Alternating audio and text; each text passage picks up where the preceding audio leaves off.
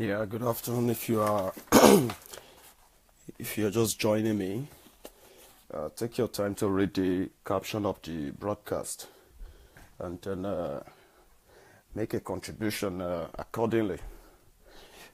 So invite your friends. This is going to be a very brief broadcast because I'm not really feeling fine. But let me invite my friends too. I just need to quickly say something on this topic, you know. So it's gonna be brief. It'll be detailed as usual. So just give me 1 sec.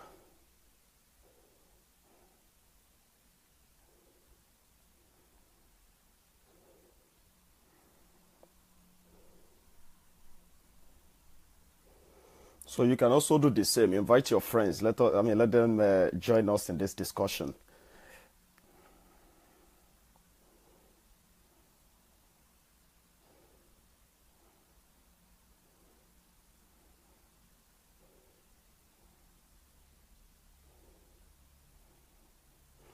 So I think that is me. Let me get myself ready.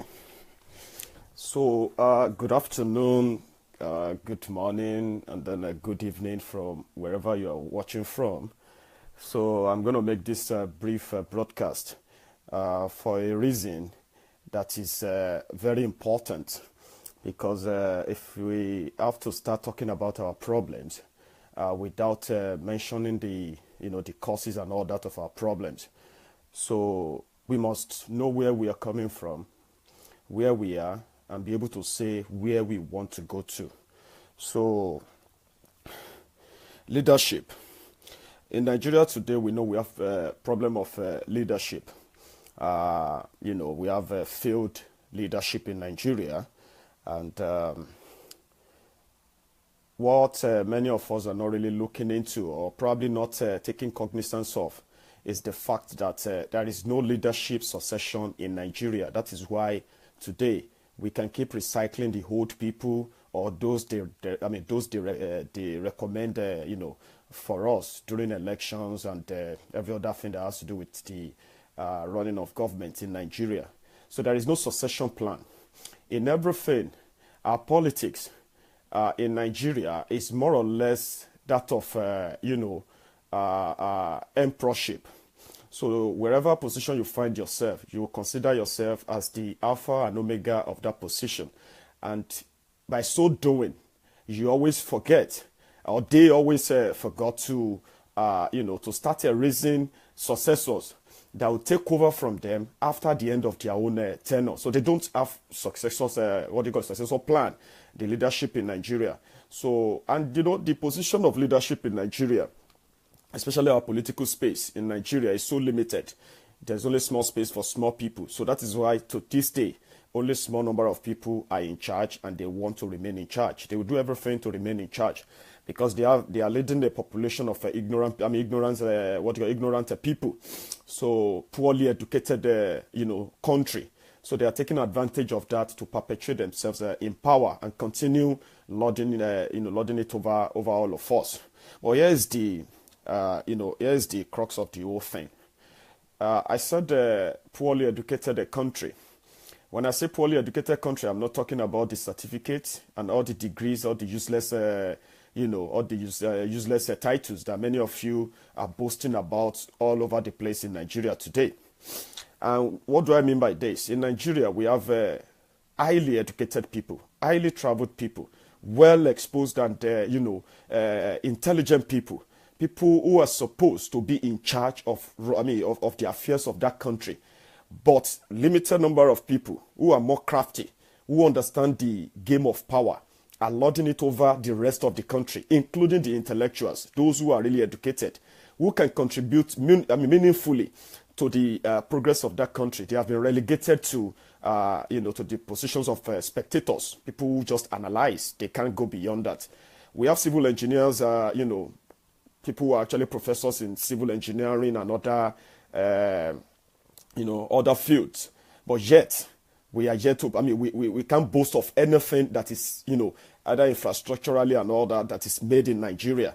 No, They are always built for us by the Chinese, by the Germans, by the British, by the Indians, and the rest of them. Yet in our country, we have professors who are like, who are architects, who are world-renowned architects. But because they've allowed the charlatans who have managed to take over power as early as 1960, when 1966, the first military coup in Nigeria. And since then, there seems to have been a pact between everyone who have been, found themselves in the position of power to repeat the same ideology, whereby succession plan, training the youth to take over from them in the future, is never in their plan. So now here is our own role as a people. Enough of all this hero worshipping and all that of failed leaders. Let me take you to Ogun State, where I came from. In Ogun State, we've had two governors. Since the return to democracy.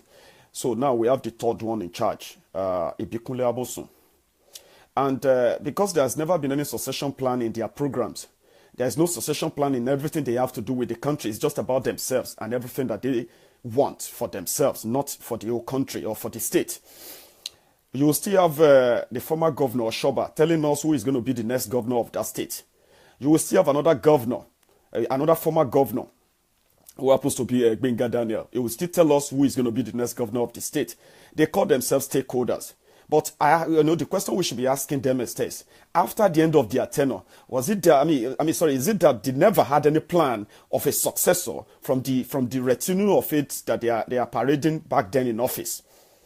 So they turned politics to the game of highest bidder, whereby whoever the boss, because that's who they are, they never call themselves servants, they are like boss to us. So whoever the boss chose to continue the pillaging of the state should take over automatically, because he's a stakeholder, he's a leader. Nobody wants to ask him that, okay, what are the legacy that at least someone from your team can continue, that is in the interest of our own, in the interest of all. There is none other than the continued rape of our own common patrimony, our commonwealth. That is the only thing they do. And because there is no succession plan for them, you can only have succession plan. Let me put it this way. You can only have a succession plan as a leader if you allow or you create room for competition. That is those who are following you, those who are following your footsteps, who are learning one or two things from your program as a leader. They will be able to take over from you after you retire. That is after you are no longer, in power. But they never have that plan. That is why they always bring in someone who will end up rubbishing them and put the whole state or the whole country in a more mess than they met it. So what should the youth do? The youth should stop hero worshipping. They should stop ass-licking. They should stop this idea of building castles in the air. Everything you want to do, you need a foundation for it. You don't need the imagination to lead a country. Those who are there, that is why after they leave office, they turn themselves to godfathers. Godfathers that will still dictate things behind the scene, even after leaving the scene. And that is why to this day, there are those that we are worshipping. There are those that are controlling everything and our resources in our own country. Because we let them. We go back to them for their blessings whenever we want to venture into politics. And I ask people, who is that person politically in Nigeria? A former governor, a former president, that you can tell me didn't fail us? Who among them? We don't have any political hero again in Nigeria. Do you know why? It is the Nigeria they've been running since 1999 that you and I are living in now. It is still that same Nigeria Obasanjo ruled.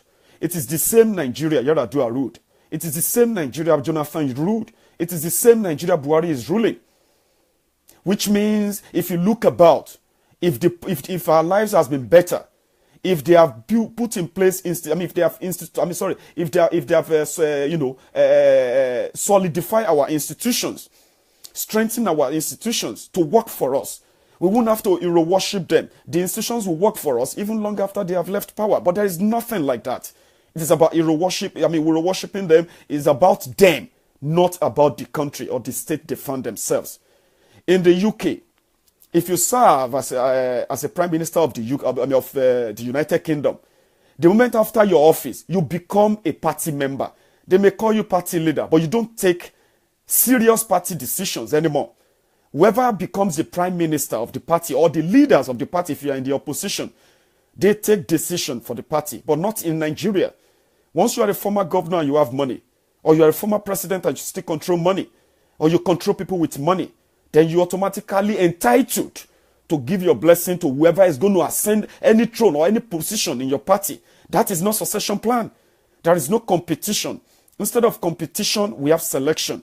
And because we have selection, it makes it difficult for us to test those who are taking over from them. And that is why I said there has never been any succession plan in the leadership hierarchy of Nigeria. That is why recycling the old politicians will continue as long as you keep following their dictates and keep following their own their ideology, their political ideology. We cannot follow them. We cannot continue listening to them. We cannot continue obeying them. They won't do anything in our interest. You will only keep hoping, wishing, thinking that something will get better. It's never going to get better. It is just a basic ideology that is not working for us. And so far it's not working for us, it is always better for us to stop complaining about it. It is better for us to stop lamenting about it. It is time for us to start doing something about it. And when I say do something about it, I mean we should do away with the old ways of doing it. Whereby an Obasanjo is just like an oracle. Whatever he says, there are so many educated people, that will tell you that Obasanjo is right. But we are still in that Nigeria. And we have those that will come back and tell us that, Obasanjo tried. It was Jonathan that ruined everything. How could you ruin something that was never there? Obasanjo was glorified as a president, right? But the institutions he was meant to protect, to strengthen, became weaker and weaker under him and those who took over from him. That is exactly what we are facing. It is a product of failed leadership. And enough of all this hero worshipping. It's not going to help anybody. And when we say let us come together and do something differently, I mean, we have to also tell ourselves to do it, not to do it the old way. There is no shortcut to success. You don't cut corner to success. You have to sweat and toil and struggle for it so that when you get it, you can value it. Those who are there today, they have killed thousands, if not millions, of Nigerians just because they wanted to get to power. And today, they are treating us as conquered people. They are treating us as conquered country. They can face us and tell us anything. And they don't want us to even question it. And we have educated people who have never contributed anything to Nigeria other than for them to steal from Nigeria. Those who we call professors, those who call engineers, doctors, and the rest of them. They have been relegated to the background. They now kowtow what the politicians with poor education are telling them to do. They are now obeying people who have never succeeded in doing anything tangible with their lives until they join politics.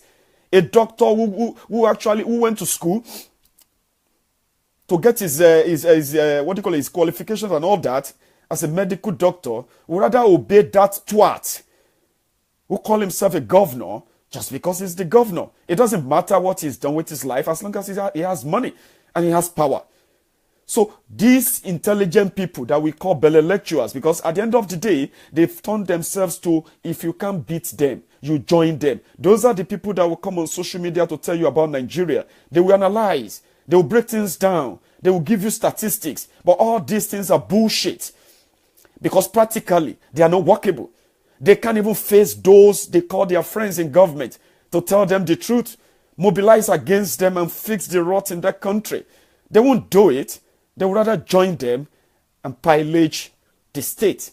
So I'm calling on you as a youth.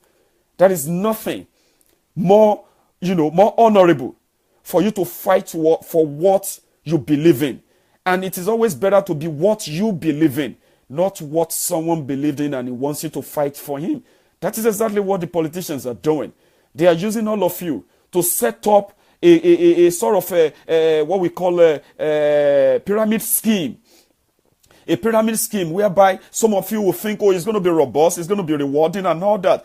put in all your effort, put in all your sweat, all your ideas and every other thing. And the moment they emerge, you are discarded, just like a used tissue paper. So how long do you want to keep playing victim? How long do you want to keep complaining? How long do you want to keep bowing for those who put you under this mess? Those who put you in this sorry situation? Those who make it difficult for you to get a decent job in Nigeria, in your own country? Those who have turned you to beggars in a country that is flowing with milk and honey? All the beautiful things that you read about Nigeria remain in the book, not in reality. And the reason why they will remain there is because you keep doing what you are doing, following your oppressors, following the same people that put you in the mess. And we have two categories of people who are making this difficult for us to unite and fight these people. Two categories of people. We have those who are benefiting from this system right now. They are PAs, they are councillors, they are local government chairmen, they are PA to governors and the rest of their contractors. Some of them are party members who always wait intermittently for the bag of rice they are sharing to them. These people will not let us unite. They will give us every reason why we should wait, why we should calm down, why we should give them time. Even though themselves, they know that nothing is going to come out, but yet they still want you to wait because one way or the other, something is coming for them. These people will not let us unite. That is the number one category of people that you have to look out for. The second category of people you have to look out for are those who are looking forward to take over from the current armed robbers. They are those who are putting machinery in place. They are those who are meeting people, telling them what they want to hear. They want to tell you about poor education. They want to tell you about poor health care. They want to tell you about bad roads. They want to tell you about poor insecurity, unemployment, child mortality, and the rest of them. Everything you know, poor power supply. They will tell you, but they will never tell you how they are going to fix it. They will tell you they are going to fix this. But it's a lie. They are looking forward to take over from those you are complaining of today. That is exactly what happened when APC came to challenge PDP in 2015. They told you what you wanted to hear. They gave you hope that was never there. And you believed it. You believed everything they told you. Now they are there. They are giving you reasons why all those things will no longer happen. And we have other people already, warming up now to take over from them again. They will tell you what you want to hear. They will tell you what you want to, they will show you what you want to see. What you want to see. But they will never be able to tell you how they are going to fix this problem. You as a youth, if your future really matters to you, if you really think you deserve better in Nigeria, which I believe you do, you deserve better from that country. The resources in that country can take care of you, can make you prosperous, can make you successful. The opportunity is endless. Only if you change the way you see politics. Only if you change the way you approach politics.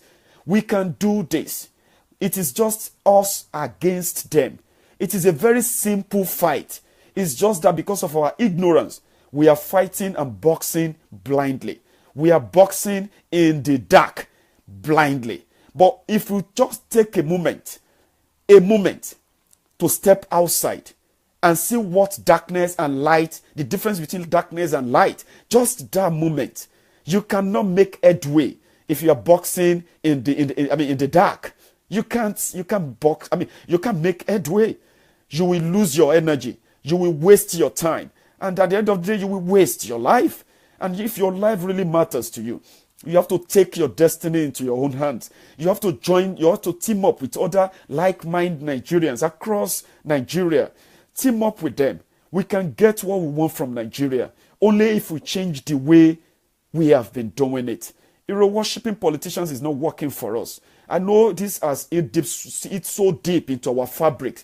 And I know how you feel, especially when it comes to your tribe, or when it comes to your religion, or when it comes to your class. But let me tell you this. The Nigeria all these things brought for us, the Nigeria all of this sentiment gave us, is where we are living now. And if you want a better Nigeria, we have to do it differently. Do it differently. Be the leader you want in Nigeria. Nothing is impossible. Emmanuel Macron did it in France.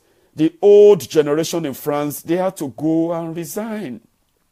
They have to go and retire from politics. Not by just asking them to retire.